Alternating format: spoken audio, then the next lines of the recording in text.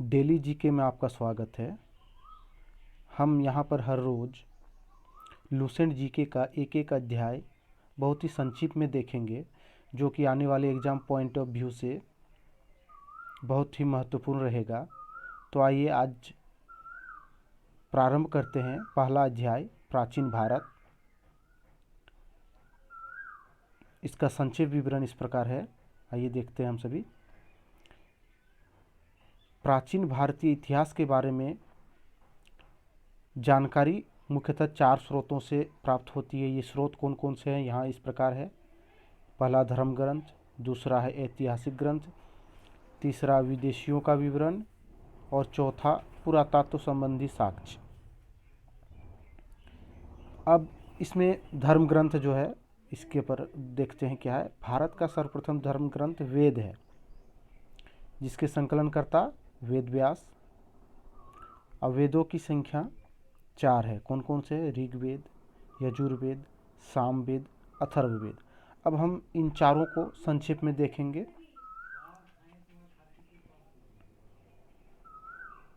तो यहाँ देखिए, ऋग्वेद जो कि ऋचाओं के क्रमबद्ध ज्ञान के संग्रह को ऋग्वेद कहते हैं। इसका डिटेल्स क्या है संक्षेप में देख लेते हैं। ऋग्वेद में 10 मंडल, 1028 सूक्त और 10,462 ऋचाएँ हैं। ऋग्वेद की ऋचाओं को पढ़ने वाले ऋषि को क्या कहते हैं? अगर ऐसा क्वेश्चन रहा तो ये होता होत्री। देखिए अंडरलाइन कर दिए। ऋग्वेद के तीसरे मंडल में सूर्य देवता सावित्री को समर्पित गायत्री मंत्र है। ये देखिए गायत्री मंत्र किसके लिए है?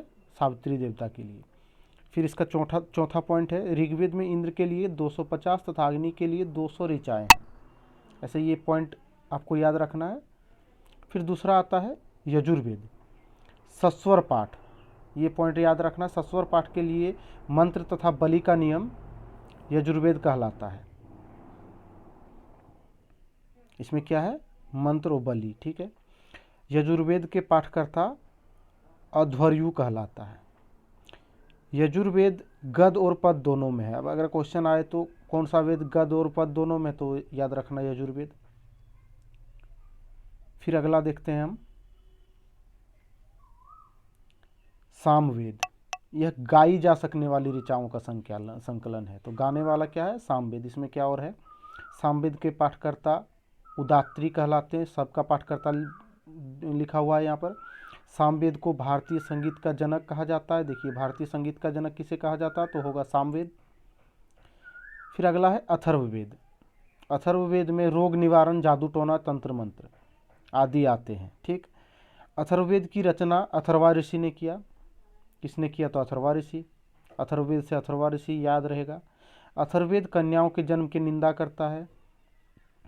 फिर है अथर्ववेद में सभा और समिति को प्रजापति की 2 पुत्रियां कहा गया है। ये चारों वेद का डिटेल हो गया एक संक्षिप्त में। अब और एक क्या है देखिए, सबसे प्राचीन वेद ऋग्वेद। प्राचीन वेद क्या है? ऋग्वेद है।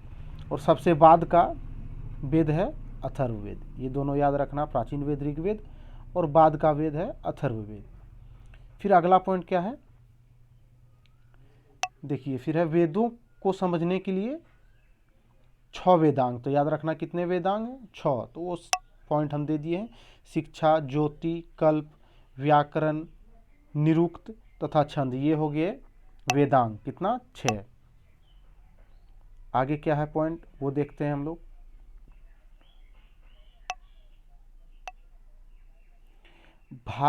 भारतीय इतिहास का क्रमबद्ध ज्ञान पुराणों से मिलता है।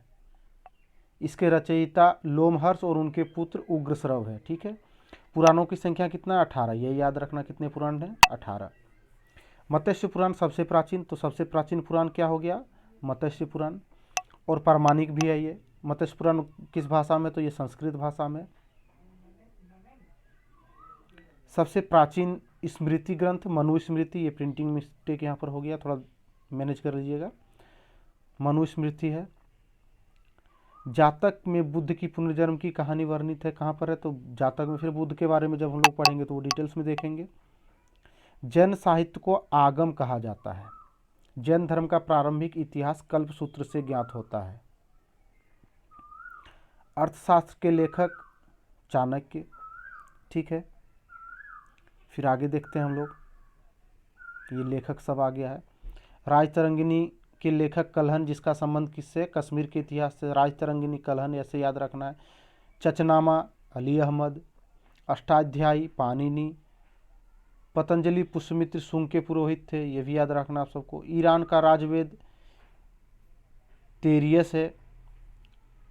इतिहास के पिता हेरोडोटस। सेल्यूकस निकेटर का राजदूत मेगास्थनीज। सीरियन नरेश अंतियोकोसस का राजदूत है, अंतियोकस का राजदूत डायमेकस। मिस्रा नरेश टोलमी का राजदूत याइनोसियर, क्या है? याइनोसियस है। फिर आगे देखते हैं क्या है यहाँ आगे। दूसरी शताब्दी में भारत का भूगोल नामक पुस्तक लिखा, ये टोलमी ने लिखा था। अब देखिए विदेशी यात्रियों का है। फाहियान चंद्रगुप्त द्वितीय के दरबार में आया था, ये सब क्वेश्चन आता है किसके दरबार में कौन आया था। फिर है हुएनसांग, हर्षवर्धन के समय भारत आया था। अलबरूनी महमूद गजनवी के साथ भारत आया। सर्वप्रथम भारतवर्ष का जिक्र हाथी गुफा अभिलेख में मिलता है। कहाँ मिलता है? तो हाथी गुफा अभिलेख में मिलता है। सती प्रथा का पहला लिखित साक्ष्य एरन अभिलेख में मिलता है। सती प्रथा का साक्ष्य कहाँ है? एरन अभिलेख में मिलता है। प्राचीनतम सिक्कों को क्या कहते हैं? आहत सिक्के, उसमें आहत किया हुआ रहता था। सर्वप्रथम सिक्कों पर लेख लिखने का कार्य यवन शासकों ने सिक्कों पर लेख लिखने का कार्य किया। अरिकमिंडो से रोमन सिक्के, रोमन सिक्के कहाँ से प्राप्त हुए थे? अरिकमिंडो। फिर आगे देखते हैं क्या है। ये एक महत्वपूर्ण पॉइंट है, अभिलेखों का अध्ययन, इपिग्राफी, इसको याद रखना है।